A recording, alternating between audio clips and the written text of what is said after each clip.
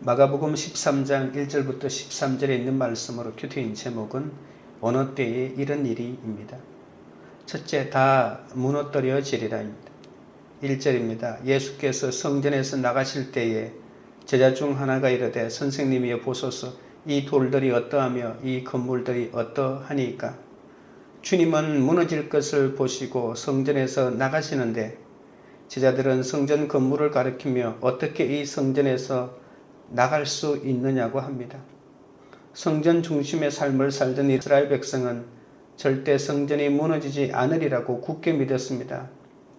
게다가 돌 하나하나에 보석을 박아 무려 50여 년 동안 정축이 계속되는 이 예루살렘 성전은 그 웅장함과 화려함이 극에 달했습니다. 그러나 이렇게 성전의 겉모습만 보고 감탄하는 제자들과 달리 예수님은 성전에서 매매하고 자신을 죽이려고 모함하는 바리새인과 서기관들이 죄를 보셨습니다. 그래서 성전에서 나가신 것이죠. 우리의 영적 시력이 주님이 보시는 것을 보지 못합니다. 그래서 주님이 무너진다고 해도 그 뜻을 이해하기는커녕 오히려 화려한 성전의 외형에 마음이 빼앗깁니다. 주님이 얼마나 성전을 아끼셨습니까? 그리고 또 얼마나 많은 가르침을 베푸신 것입니까? 성전은 유대인들의 삶의 전부라고 해도 과언이 아닙니다. 그래서 성전만 있으면 뭐든지 할 것 같습니다. 하지만 그토록 화려하던 솔로몬 성전도 우상이 가득해서 주전 586년에 바벨론에 의해 불에 타고 말았습니다. 바벨론 포로 생활이 끝나고 돌아와 이스라엘은 가장 먼저 불탄 지 70년 만인 주전 515년에 스룹바벨 성전을 완성합니다. 그 후 로마 통치 때 헤롯이 주전 20년부터 예수님 당시까지 무려 50년 동안이나 성전을 정축하는 대공사를 계속하고 있지 않습니까? 그런데 성전이 화려하면 꼭 지도자들이 기복적인 신앙으로 갈 수밖에 없습니다. 하나님이 축복해 주셔서 잘 되게 하시면 그만 기복적인 예배로, 형식적인 예배로 전락하는 것이죠. 그래서 성전이 우상이 되어 어려울 때나 힘들 때나 성전만 있으면 안 망할 것 같습니다. 과거 사사시대에 블레셋과 전쟁할 때 엘리 제사장은 언약궤를 전쟁터로 보냈지만 전쟁에서도 패하고 언약궤도 빼앗기고 자신도 죽고 말았습니다. 하나님의 계시가 막힌 사람은 말씀을 못 알아듣습니다. 자기 노력으로 모세의 자리에 앉은 사람들은 노력밖에 모르기 때문에 절대로 알아들을 수가 없습니다. 2절입니다. 예수께서 이르시되 내가 이 큰 건물들을 보느냐 돌 하나도 돌 위에 남지 않고 다 무너뜨려지리라 하시니라. 서기관과 바리새인들은 성전 안에서 자신들의 기득권을 지키고자 예수님을 죽이려고 합니다. 이에 예수님은 이 성전을 보고 감탄하는 제자들에게 완전히 무너질 것이라고 말씀하십니다. 예수님이 말씀하신 후로부터 30년 후인 주후 70년에 로마가 반란을 일으킨 유대인들에 대한 응징으로 돌 하나 남기지 않고 성전을 완전히 무너뜨립니다. 헤롯이 성전을 정축한 지 84년 만에 완공하고 완공된 지 6년 만에 이렇게 무너지는 것이죠. 로마가 하나님의 뜻대로 살아서 유대를 무너뜨린 것이 아닙니다. 내가 망한 게 로마 때문도 아니고 돈 많은 사장 때문도 아니고 돈 많은 시부모가 도와주지 않아서도 아닙니다. 성경을 잘 봐야 합니다. 주님은 유대인들의 죄를 계속 언급하십니다. 성전에서 매매하고 백성을 현혹하고 선지자를 죽이고 하나님이 보내신 주님을 올무에 떨어뜨려 죽이려고 하고 아무리 하나님의 말씀을 전해도 알아듣지 못하는 그런 죄를 저지르고 있기 때문 아닙니까? 하나님은 히브리 민족을 무너뜨리려고 세계 최강대국 로마의 디도장군을 사용하신 것뿐입니다. 그러니까 성전은 로마 때문이 아니고 바로 내 죄 때문에 무너진 것입니다.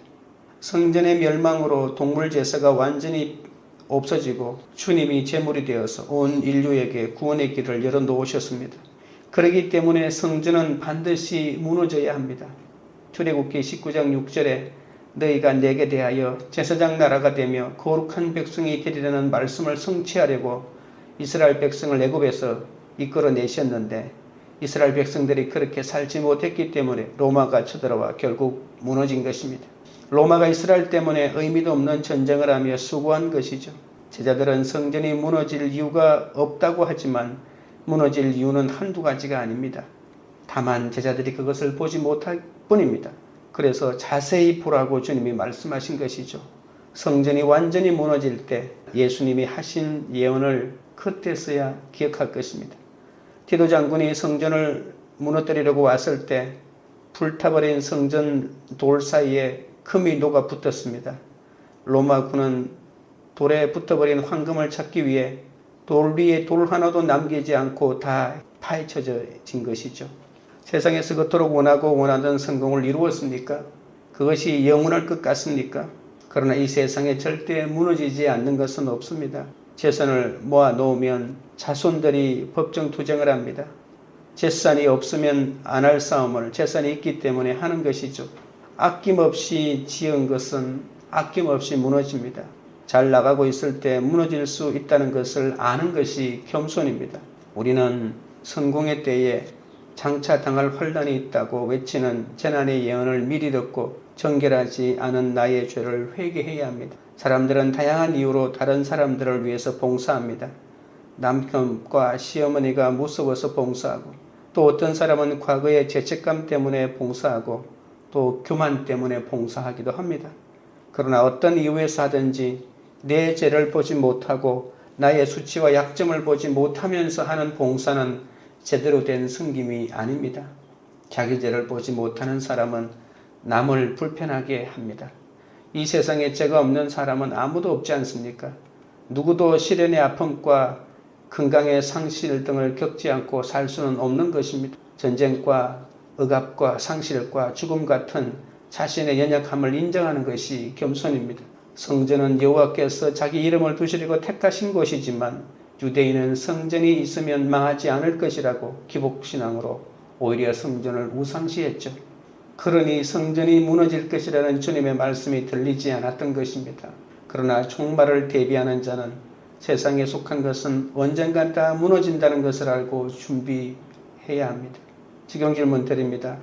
든든한 물질, 능력 있는 배우자, 공부 잘하는 자녀 등 내가 이것만은 절대 무너지지 않으리라고 여기는 것은 무엇입니까? 둘째는 이런 일이 있어야 하되입니다. 3절 4절입니다.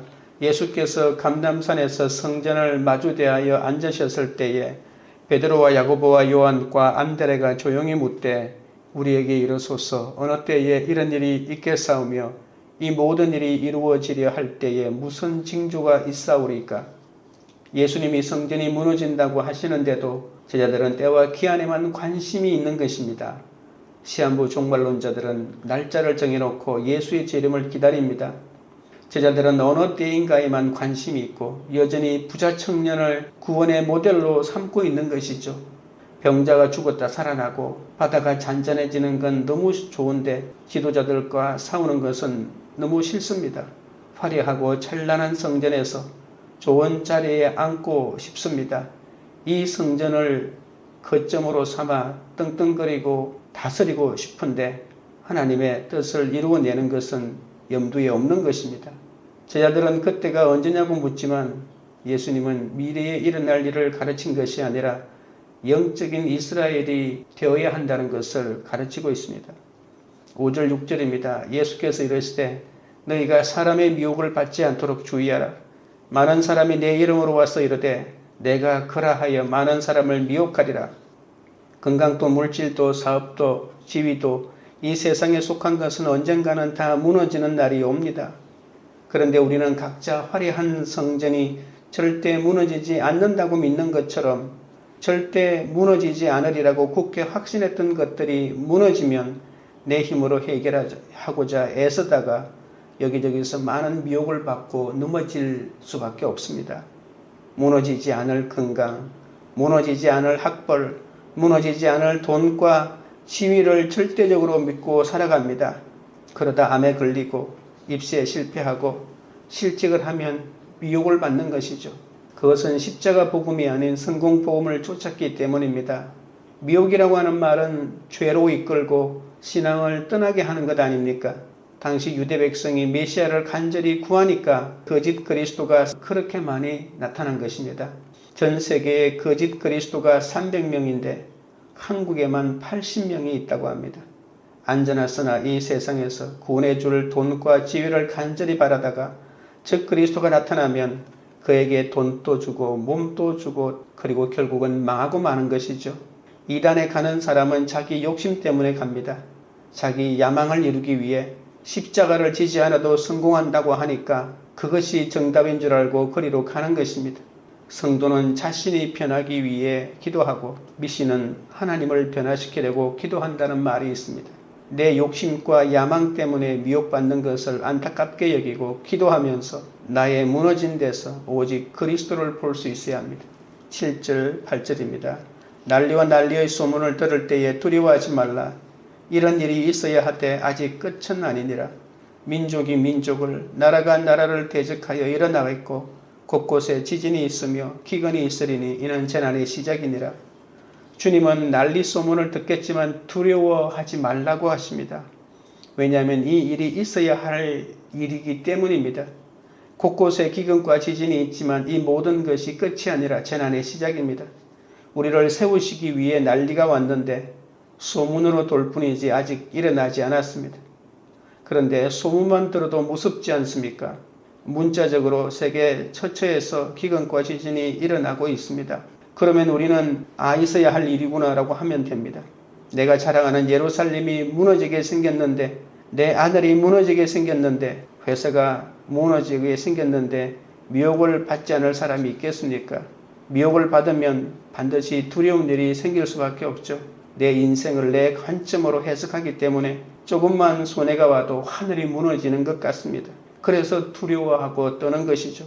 멀리 떨어진 다른 나라에 지진이 나거나 전쟁이 일어나도 체감하지 못하는 것은 그렇게 두렵지 않습니다. 나에게 영향을 미쳐야 두려운 것이죠. 이혼해도 돈 없어서 굶을까봐 두렵고 자식이 공부 못해도 나중에 못 살까봐 두렵습니다. 내 중심으로 생각하니까 두렵지 않는 것이 없습니다. 그러나 재난의 징조는 우리가 영적으로 세워지는 시작이기 때문에 반드시 있어야 될 일이라고 하는 것이죠. 어떤 재앙도 있어야 할 일이라고 생각하면 그 재앙은 끝이 아니고 바로 그 재앙의 끄트머리에서 구원의 시작이 나타나는 것입니다. 하나님이 허락하심으로 있어야 할 일로 여기지 않고 무조건 내 중심으로 생각하니까 두려움에 휩싸입니다.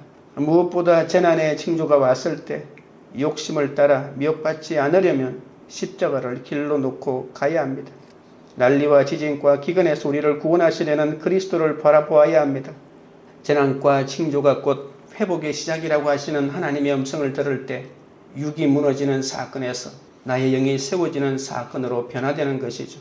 나의 거룩을 위해 있어야 할 일임을 인정하고 미혹받는 죄를 회개할 때 하나님이 나를 다시 세워가십니다.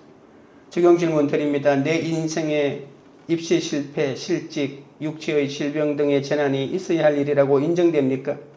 아직 내가 포기하지 못해서 미혹받는 것은 무엇입니까? 셋째는 끝까지 견디는 자입니다. 너희는 스스로 조심하라. 사람들이 너희를 공회에 넘겨주겠고 너희를 회당에서 매질하겠으며 나로 말미암아 너희가 권력자들과 임금들 앞에 서리니 이는 그들에게 증거가 되려 함이라. 예수님은 제자들에게 앞으로 닥칠 미혹과 재난과 박해에 대해 경고하심으로 그들이 영적으로 무장하여 끝까지 믿음을 지키도록 격려하십니다. 이 모든 일이 일어나기 전에 택함받은 자가 당할 고난이 있다는 것이죠. 예루살렘이 멸망하기 전에 교회가 예수를 믿는다는 이유만으로 미움을 받고 핍박을 받습니다. 성도들은 회당과 감옥과 임금들과 집권자들 앞에서 배반당하고 얻어맞고 소환당할 것입니다. 성도는 유대인의 핍박뿐 아니라 이방인들의 핍박도 받습니다. 세속 권력에서도 복음에 대한 적대감이 일어난다는 것입니다. 10절부터 11절입니다. 또 복음이 먼저 만국에 전파되어야 할 것이니라. 사람들이 너희를 끌어다가 넘겨줄 때에 무슨 말을 할까 미리 염려하지 말고 무엇이든지 그때에 너희에게 주시는 그 말을 하라. 말하는 이는 너희가 아니요 성령이시니라. 놀랍게도 세상의 온갖 반대와 역경이 교회를 약하게 만들지 못한다는 것입니다. 오히려 증거의 기회를 제공합니다. 성도는 다가오는 모든 고난과 핍박에서 증언의 사명을 감당하게 됩니다. 제자들은 이런 고난을 당할 때 무엇을 말해야 하고 어떻게 자신들을 변호할 것인지 염려할 필요가 없습니다. 극심한 핍박이 닥칠 때 그들의 조언과 변호 능력보다 훨씬 뛰어난 성령께서 변호자가 되어 그들을 도와주십니다. 복음을 전할 때 세상의 지위와 지식에 주눅들 필요가 없는 것은 하나님의 도우심으로 허락하신 사명을 완수하기 때문입니다. 복음을 전하는 자의 최고의 준비는 준비하지 않는 것이고 단 하나의 염려마저도 전혀 염려하지 않는 것입니다. 이제 사명 감당하다가 핍박받는 자들을 위해 예수님께서 대신 말씀해 주심을 믿으셔야 합니다. 12절입니다. 형제가 형제를, 아버지가 자식을 죽는 데에 내주며 자식들이 부모를 대적하여 죽게 하리라. 제자들은 선교를 위해서 임금들과 식금자들 뿐만 아니라 가까운 사람들과 식구들에게도 핍박을 받는다고 합니다. 인생의 종말 같은 환난이 오면 사람들의 사랑이 식어져 버립니다. 그래서 재난이 시작되면 부모 형제가 대적하며 부부가 서로 배신하고 자식이 아비를 고소하고 서로 미워하는 일들이 일어나서 서로를 죽는데 내어준다고 합니다. 기독교 가정에서도 배반이 일어납니다. 이 재난의 끝은 복음을 듣고 회개하지 않으면 끝나지 않는 것이죠. 13절입니다. 또 너희가 내 이름으로 말미암아 모든 사람에게 미움을 받을 것이나 끝까지 견디는 자는 구원을 받으리라. 아무리 고난을 당해도 하나님은 주권적으로 제자의 삶을 돌보십니다. 하나님은 그의 뜻이 아니시면 머리털 하나도 상하지 않게 하십니다. 하나님의 뜻이 없이는 아무것도 일어날 수 없습니다. 심지어 죽음마저도 제자들의 영혼을 빼앗아가지 못합니다. 끝까지 견디는 자만이 구원을 받습니다. 씨 뿌리는 비유에서 좋은 땅이 있다는 것은 착하고 좋은 마음으로 말씀을 듣고 지키어 인내로 결실하는 잔이라고 했습니다. 우리가 복음을 전하고 사명을 감당하기 위해서 슈퍼맨이 될 필요는 없습니다. 모든 위기마다 할 수 있는 한 가지, 끝까지 견디는 그것만 있으면 충분합니다. 제자는 잃는 것보다 얻는 것이 훨씬 더 많습니다. 제자의 삶이 잃어버린 것밖에 없다고 생각하십니까? 그렇지 않다는 것입니다. 구원을 얻으면 모든 것을 다 얻은 것과 같습니다. 믿음의 인생은 역경을 면제받는 것이 아니라 역경 속에서 복음을 증언하는 것입니다. 내가 망한 것은 내 삶의 결론입니다. 그러나 망하는 것도 하나님의 뜻임을 인정할 때 예수님은 그 일이 도리어 구원의 증거가 된다고 하시는 거죠. 하나님이 우리의 육의 성전을 무너뜨리시는 이유는 우리가 회개하고 돌이켜 하나님의 백성이 되게 하시기 위함입니다. 내 십자가를 지고 끝까지 견딜 때 구원을 받고 성령께서 증거해 주시는 증인의 삶을 살게 되는 것이죠. 그러므로 진정한 재난의 끝은 환난을 견디고자 늘 말씀을 묵상하며 복음을 듣고 회개하는 것입니다. 성도에게 종말이란 구원의 때입니다. 모든 재난을 있어야 할 일로 여기고 내 십자가를 지고 내 죄를 회개하면 천국 복음이 전파되기 때문이죠. 복음 전파를 위하여 끝까지 미움을 잘 받으면서 가족과 이웃을 구원으로 인도하는 자가 종말의 때를 가장 잘 사는 자임을 잊지 마셔야 합니다. 적용 질문 드립니다. 부도가 나고 가족이 떠나고 믿었던 사람에게 배신당하는 인생의 종말이 왔습니까? 이때가 천국 복음이 전파되어 구원받을 때임을 믿습니까? 기도드리겠습니다. 하나님 아버지, 아름다운 돌과 흙물로 꾸미고 절대 무너지지 않을 것이라 믿는 나의 헤롯 성전이 무너질 것이라는 주님의 말씀을 믿지 못하고 내 눈에 보이는 세상의 화려함에 압도되어 그 속에 숨은 파멸을 보지 못하고 내가 겨우 만든 성전이 무너질까봐 두려워하기만 했사오니 주여 용서하여 주옵소서. 고난을 겪을 때마다 이제 내 인생은 끝났다고 하나님을 원망하며 슬피 부르짖는 저를 만나주시고 미혹받은 죄마저 회개하게 하시니 감사드립니다. 하나님의 백성으로 세우시려고 육의 성전이 무너지는 재난으로 찾아와 주시니 감사드립니다. 재난의 징조가 왔을 때 욕심을 따라 미혹받지 않도록 십자가를 길로 놓고 걸어가게 하옵소서. 육이 무너지는 사건이 나의 영이 세워지는 사건이 되도록 하나님의 음성을 듣게 하여 주옵소서. 재난이 나의 거룩을 위해 있어야 할 일임을 인정하고 미혹받은 죄를 회개하여 다시 나아가게 하옵소서. 세상에 미혹받은 모든 죄를 회개하오니 이제는 영의 성전이 세워지게 하여 주옵소서. 말씀을 통해 내 속에 도사리고 있는 수치와 약점과 죄를 날마다 들여다보게 하옵소서. 헛된 징조만을 구하며 주어진 소중한 시간을 낭비하지 않게 하옵소서. 내게 온 죽음과 재앙과 질병에서 이 세상이 영원히 살아야 할 세상이 아님을 알게 하여 주옵소서. 아직도 믿지 않는 부모님과 친척들을 만날 때 그들의 구원을 더는 미루지 않도록 도와주시고 복음을 전할 수 있는 지혜와 용기와 담대함을 허락하옵소서. 광교우리들 교회가 든든한 물질, 능력 있는 배우자, 공부 잘하는 자녀와 같은 내가 이것만은 절대 무너지지 않으리라고 여기는 그 모든 것까지 완전히 내려놓는 그런 공동체가 되게 하옵소서. 난리와 난리의 소문으로 사람들이 두려워하고 미혹받는 이 세대의 거짓 선지자들을 분별하고 재난 가운데서도 끝까지 견딤으로 구원을 전하는 천국 공동체가 되도록 역사하여 주시옵소서. 예수님의 이름으로 기도드리옵나이다. 아멘.